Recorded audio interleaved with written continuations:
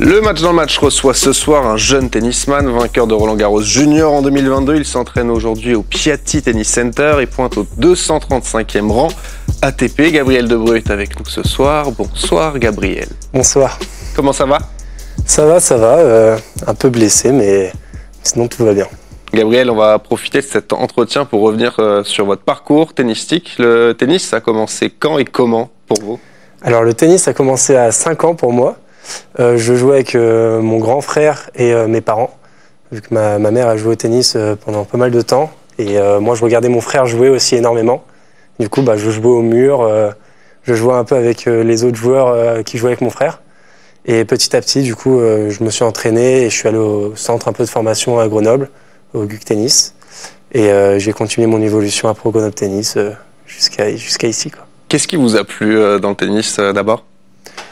Je pense qu'il m'a plu, c'est vraiment la compétition.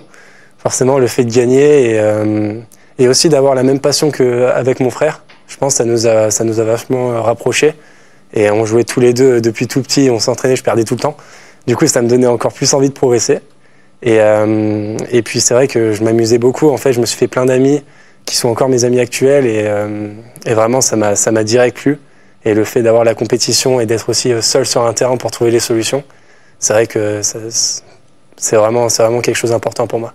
Quand on a un grand frère qui pratique le même sport que soi, il y a toujours un moment important, c'est la première fois qu'on réussit à le battre. Vous vous souvenez de ce moment-là? Oui, je m'en rappelle.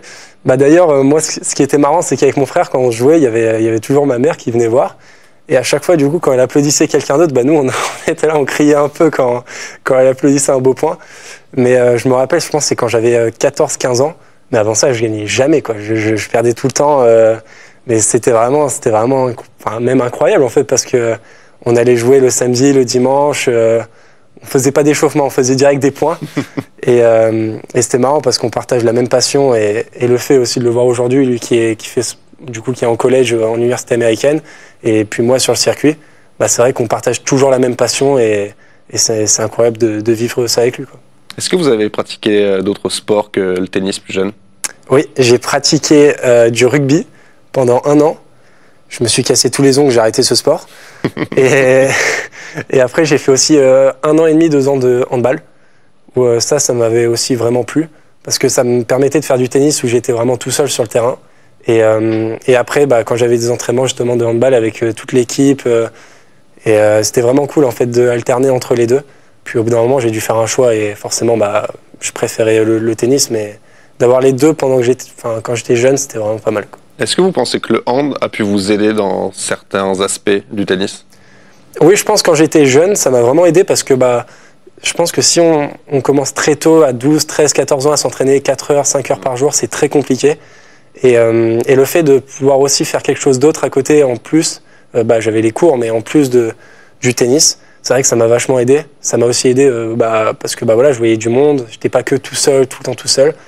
Et puis j'aime bien le handball, franchement c'est quelque chose que j'adorais. Au début j'étais au cage, et après j'étais un peu ailier et tout, donc c'était marrant, j'avais pu tourner, et je pense qu'il y avait aussi une bonne ambiance, donc je m'amusais vraiment beaucoup, quoi. Est-ce que vous aviez des idoles quand vous étiez plus jeune? Oui, alors j'ai un idole, c'est Roger Federer. Et après, sinon, avec le temps, il y a les joueurs français forcément qui nous inspirent. Je m'en souviens avec Gasquet. La première fois que j'avais joué aussi avec Gilles Simon, quand j'avais 14-15 ans, au CNE. Et c'est des moments qui nous marquent. Voilà, ils ont été de très bons joueurs et tout. Et même, on a Gasquet qui finit sa carrière cette année. Et le fait d'avoir pu partager des moments sur le terrain avec lui, en fait, c'était vraiment magique. De se dire que j'avais fait un bout de chemin, et de pouvoir m'entraîner, de les voir jouer et de faire les mêmes tournois qu'eux, c'était vraiment bien, inspirant, quoi. Et Roger Federer, vous l'avez déjà rencontré? Alors je l'ai vu, je l'ai pas vraiment rencontré personnellement, mais je me rappelle qu'à 13 ans, j'étais allé une journée à Roland-Garros avec mon père, et on était allé le voir jouer à un entraînement, parce que sur les matchs, c'était impossible, c'était blindé. Et sur les entraînements, ça m'avait vraiment impressionné, quoi. J'étais là, je regardais avec des grands yeux comme ça, c'était vraiment incroyable. Et après, j'avais pu aussi m'entraîner avec Rafael Nadal. Ça, c'était aussi une expérience de dingue. On en parlera un peu plus tard. Ouais, c'était fou aussi. Quand est-ce que vous avez senti que vous aviez les capacités, les possibilités de devenir un joueur pro? Je pense que je m'en suis un peu rendu compte quand j'avais 13-14 ans, quand je commençais à jouer des tennis Europe, où je me disais, je commence déjà un peu à voyager en Europe, où où voilà, je joue les meilleurs joueurs de mon âge. Et quand j'ai été sélectionné à 14 ans en équipe de France, c'est là où je me suis dit, ok, il y a un cap. Il y a un cap qui commence à être franchi et qui commence à être important, quoi.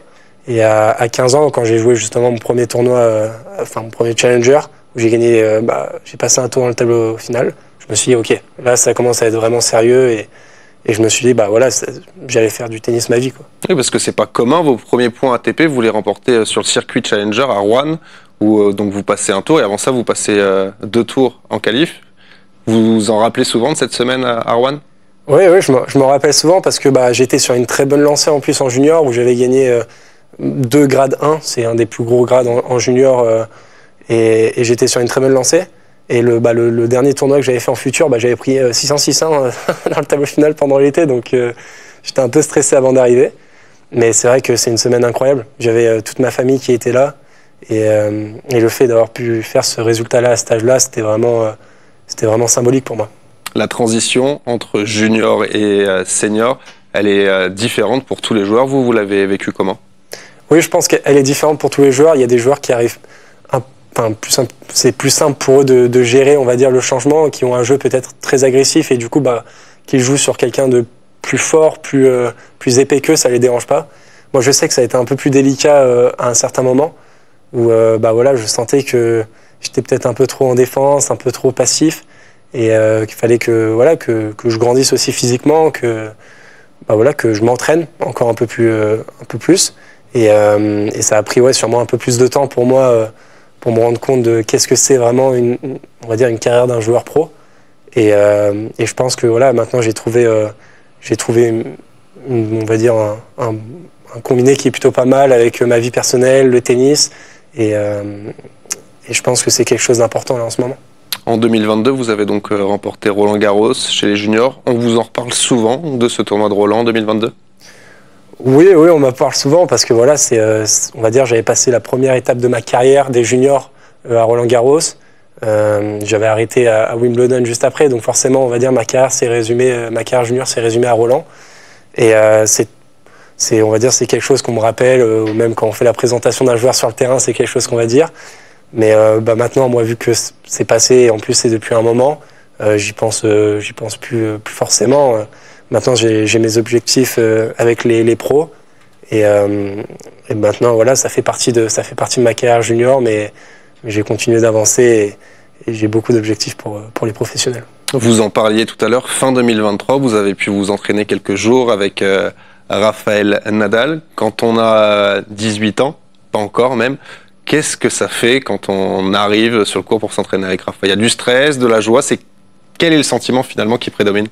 Il y a un mélange un peu de toutes les émotions qui arrivent parce que on est hyper stressé forcément. On joue avec l'un des meilleurs joueurs au monde et puis voilà, il y a de la prestance, quoi. Enfin, on est là, on est un peu timide et tout.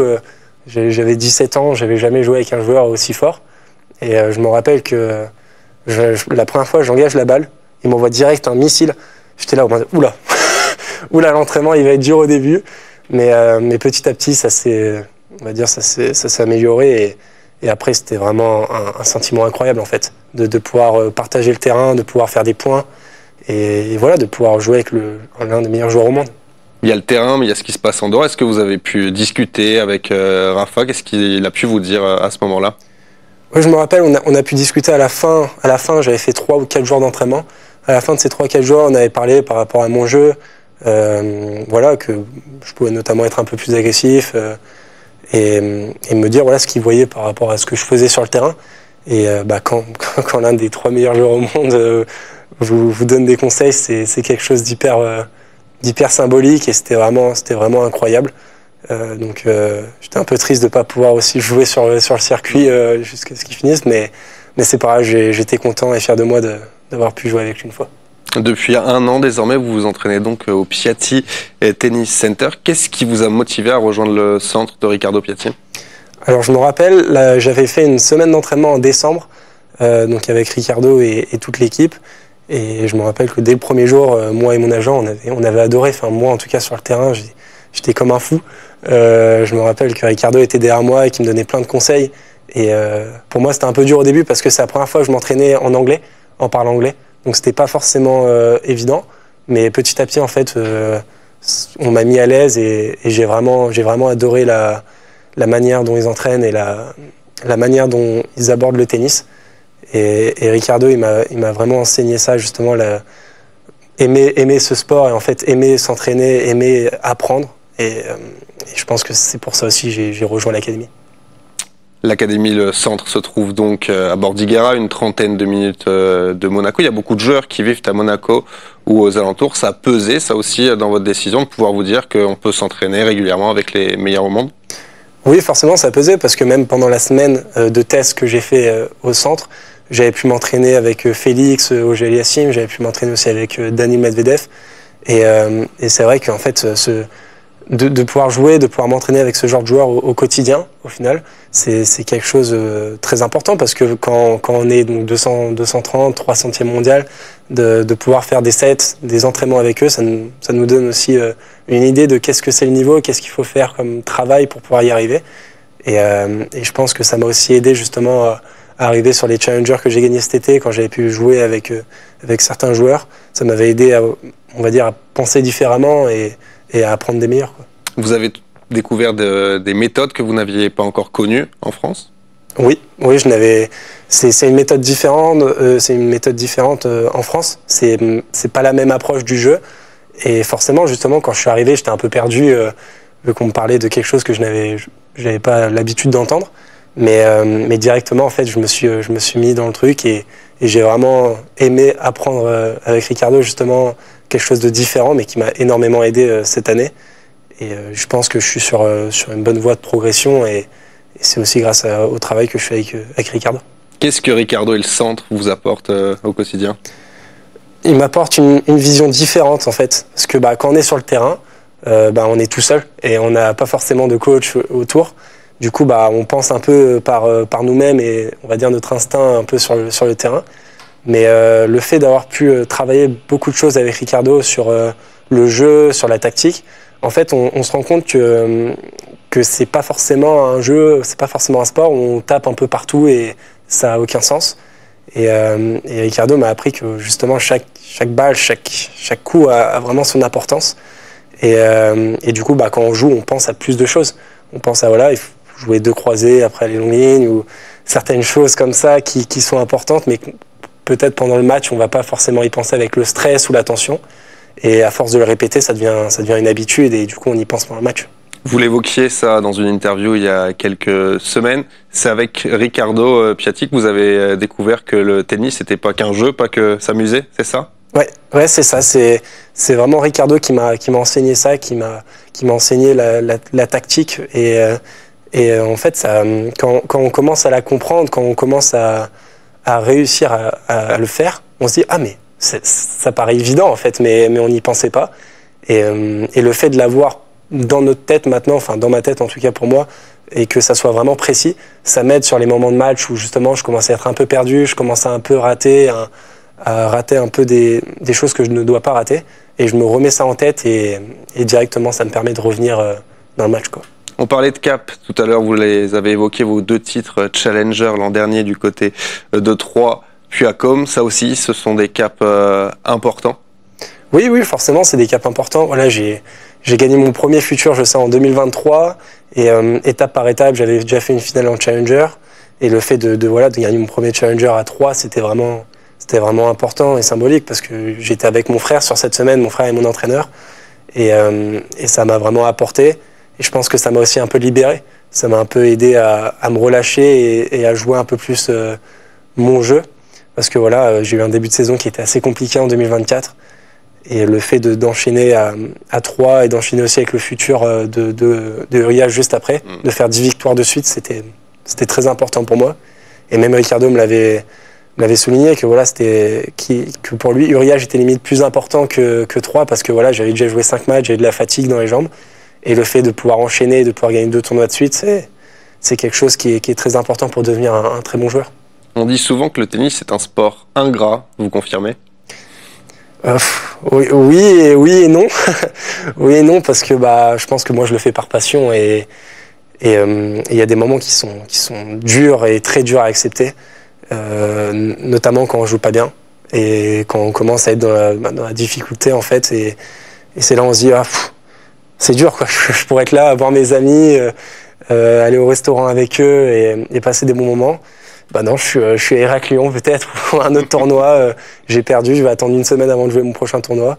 Donc c'est très dur, mais je pense que quand on a la passion et qu'on a l'envie de réussir, je pense que de perdre et des fois d'échouer, ça nous pousse vers le haut. Depuis quelques années, on parle de plus en plus de santé mentale dans le sport et dans le tennis, bien sûr. C'est quelque chose que vous travaillez, vous, au quotidien ? C'est quelque chose dont j'ai bossé. Quand j'étais à la fédération, je bossais avec quelqu'un sur ça, qui m'a beaucoup apporté. Pas forcément sur la respiration ou sur des trucs pendant le match pour être plus calme, mais plus sur discuter de ce que je ressens au quotidien. Parce que voilà, à ce moment-là, j'avais que 17 ou 18 ans et je voyageais partout dans le monde, tout seul ou avec un entraîneur, mais je n'avais pas de vie sociale, on va dire. Et c'était important pour moi de dire ce que je voyais, ce que je pensais et ce que je ressentais. Et actuellement, justement, je suis assez clair sur ce point-là, donc je fais pas forcément un travail avec quelqu'un en particulier, mais bien sûr, c'est quelque chose dont je parle avec mes entraîneurs, que ce soit avec Ricardo ou avec les autres entraîneurs, d'avoir voilà une continuité, on va dire, de concentration sur les matchs. Et c'est quelque chose que je bosse à l'entraînement, d'être calme, d'avoir des points fixes, et c'est quelque chose d'important. On le voit, vous avez une attelle, vous êtes blessé au poignet. Vous en êtes où de cette blessure ? Alors j'en suis à la moitié, on va dire. J'ai déjà fait 3 semaines, il me reste 3 semaines encore avec l'attelle. Et après j'aurai donc on va dire 4 semaines de reprise où je vais devoir m'entraîner, refaire des revers petit à petit. Et forcément, voilà, ça fait partie de la vie d'un joueur de tennis. Moi, c'est la première fois que ça m'arrive, c'est la première fois que je suis blessé, donc forcément, c'est pas marrant. Mais tous les meilleurs, tout le monde s'est déjà blessé et ça fait partie du jeu. Maintenant, je fais tout ce que je peux pour revenir à la compétition au plus vite, quoi. Comment vous l'abordez cette saison 2025, même si elle va être coupée en deux ? Elle va être coupée en deux, mais je l'aborde plutôt bien. Je pense que je fais un bon travail avec tout le centre et toute l'équipe à côté. Et comme je dis à chaque fois, je donne toujours le meilleur de moi-même. Et j'essaye de me donner à 100% et de m'entraîner le mieux possible pour au final pas avoir de regrets, en fait. Et se dire, là, je fais ce qu'il faut et ça va prendre le temps que ça va prendre pour y arriver.